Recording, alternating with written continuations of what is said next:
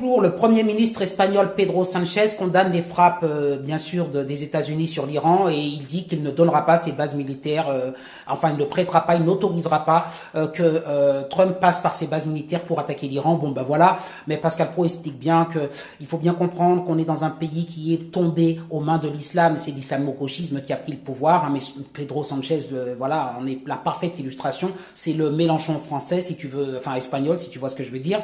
Bon, le roi d'Espagne, on l'entend pas. C'est exactement ce qui se passe en Angleterre aussi. Hein. Monsieur Charles III, on ne l'entend pas, alors que le pays est gangréné par l'islamo-gauchisme.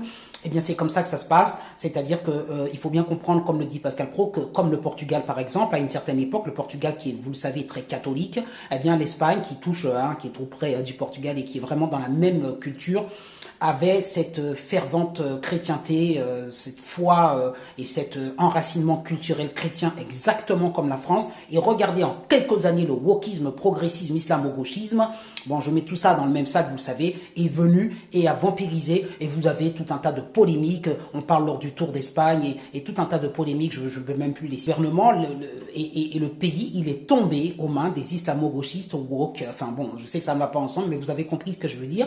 Et c'est pas pour rien que ils ont dit non à Trump, hein, Trump qui est un conservateur et qui défend les valeurs catholiques et tout ça, je reviens là-dessus. Mais en gros, ils sont. Alors Monsieur Sanchez dit voilà, moi je suis pas pour ça. Hein, il faut garder les choses comme ça, telles qu'elles sont. Évidemment, comme Mélenchon, il serait jamais intervenu parce qu'il faut de toute façon maintenir ces régimes en place. Ça ne les dérange pas le président Sanchez que des gens se fassent zigouiller en Iran ou au Venezuela. Hein, lui, il est tranquille, il maintient son idéologie, il maintient son électorat parce qu'il veut rester en place, évidemment. Et peu importe, voilà. Donc évidemment, l'Allemagne, elle a proposé effectivement aux États-Unis d'utiliser ces bases. Et je pense que voilà, il n'y a pas d'ambiguïté, même s'ils regrettent. Enfin, ils ont dénoncé que Trump ait agi seul. Tout le monde apprécie qu'un régime aussi sévère et aussi sanguinaire que celui de Maduro d'ailleurs pour le Venezuela et de Ali Khamenei en Iran tombe évidemment. Et aujourd'hui, que ce soit Israël ou tous les pays, eh bien, on est OK pour les aider, pour en finir avec les mots-là. Maintenant, le boulot a commencé, il faut le terminer, quoi. Mais non, Monsieur Sanchez, Premier ministre d'Espagne, décide de dire non aux États-Unis. Eh bien, tu connais Trump, hein, ça va pas rigoler, mon coco. Là, il va taxer tous les produits qui concernent l'Espagne. Tu vas être banni, mais là, les États-Unis n'oublieront jamais ce que tu as fait, et je peux t'assurer que ça va être très compliqué pour toi à l'avenir, enfin pour l'Espagne. Mais comme je vous ai dit, combien de pays sont tombés? L'Espagne, la Belgique, l'Angleterre. J'en oublie parce que bon, la France est en train de tomber, mais espérons qu'on verra en 2027 si ça évolue dans le bon sens. Mais c'est quand même, voilà, l'Europe petit à petit est gangrénée et il y a une avancée extrêmement virulente, extrêmement violente, agressive et rapide de l'islamo-gauchisme. Hein. Il faut bien en avoir conscience. Moi, j'aurais jamais pensé que l'Espagne tomberait aussi rapidement. Hein. La Grande-Bretagne, oui, parce que la Grande-Bretagne a toujours eu, enfin toujours, ça fait des décennies que la Grande-Bretagne a cette politique de multiculturalisme débile là. Enfin bon, bref, j'ai vu le truc venir. Hein. Pour la France, je le vois venir, mais pour l'Espagne, j'ai pas vu venir. Hein. Pour moi, l'Espagne, Portugal, c'était deux pays extrêmement chrétiens, extrêmement enracinés dans des valeurs et tout ça, et je n'imaginais absolument pas qu'ils puissent en arriver là aujourd'hui.